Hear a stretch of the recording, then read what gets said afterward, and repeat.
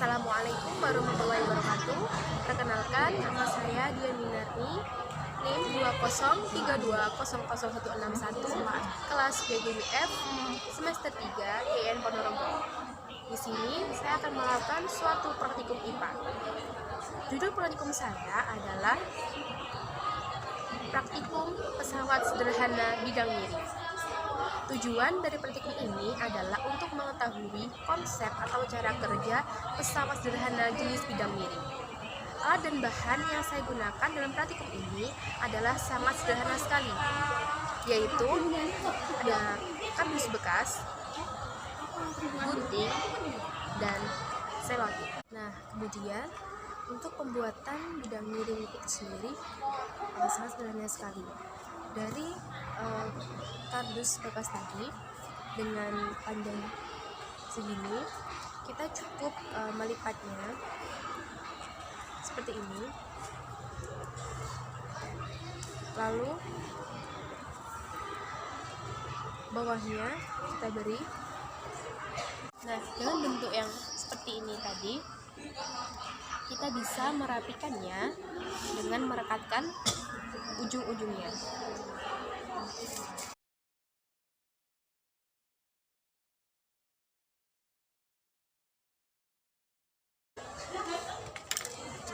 Ini adalah likatannya yang tadi.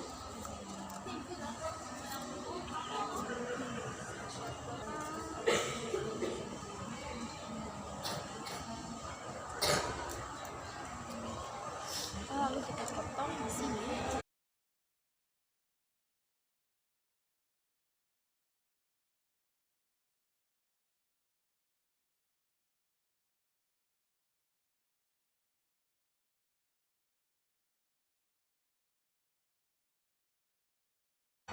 Nah, jadi bidang miring seperti ini. Bidang miring yang telah dibuat tadi adalah sudah jadi. Ini adalah tinggi bidang miring, sedangkan ini adalah panjang dari landasan bidang miring. Bidang miring ini adalah salah satu jenis pesawat sederhana yang berupa permukaan rata yang menghubungkan dua tempat yang berbeda ketinggiannya. Yakni berbeda ketinggiannya antara ini dan juga ini. Nah, konsep dari bidang miring ini adalah menurunkan gaya yang dibutuhkan untuk menaikkan benda, misalnya ini adalah bendanya, ke tempat yang tinggi, dan menambah jarak pemberian gaya yang harus diberikan ke posisi tujuan. Nah, ini adalah jarak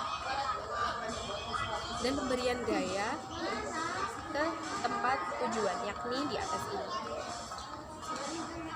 Bidang miring ini adalah suatu permukaan datar yang memiliki suatu sudut. Ini adalah sudutnya yang bukan sudut tegak lurus terhadap permukaan horizontal. Nah, penerapan bidang miring ini dapat mengatasi hambatan besar dengan menerapkan gaya yang relatif kecil melalui jarak yang lebih jauh. Jadi jarak atau panjang landasan bidang miring ini sangat mempengaruhi besar kecilnya gaya yang diberikan untuk menaikkan benda ini. Jadi dengan bidang miring ini memiliki keuntungan, yaitu kita dapat memindahkan benda ke tempat yang lebih tinggi dengan gaya yang lebih relatif kecil. Nah, keuntungan ini bergantung pada panjang landasan bidang miring dan tingginya, yakni panjang landasan bidang miring ini dan juga tinggi dari bidang miring. Jadi, semakin kecil sudut kemiringan bidang, maka semakin kecil pula gaya kuasa yang harus dilakukan untuk menaikkan suatu benda. Nah, prinsip kerja pada bidang miring ini dapat ditemukan pada beberapa perkakas.